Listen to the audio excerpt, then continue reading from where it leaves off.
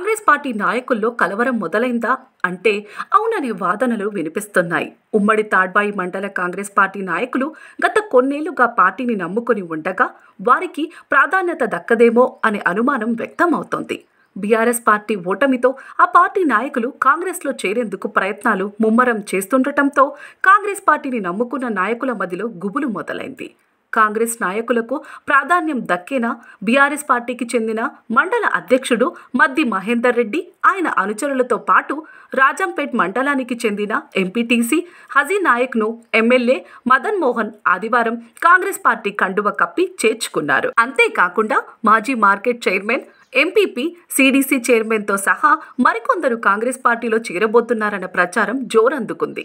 BRS నాయకులు ఆ పార్టీకి వ్యతిరేకంగా పనిచేయగా వారిని కాంగ్రెస్ పార్టీలోకి ఎలా చేర్చుకుంటారంటూ చర్చ మొదలైంది. దీంతో కాంగ్రెస్ పార్టీని నమ్ముకున్న నేతలకు ప్రాధాన్యత దక్కేనా అనే అనుమానాలు వ్యక్తమవుతున్నాయి.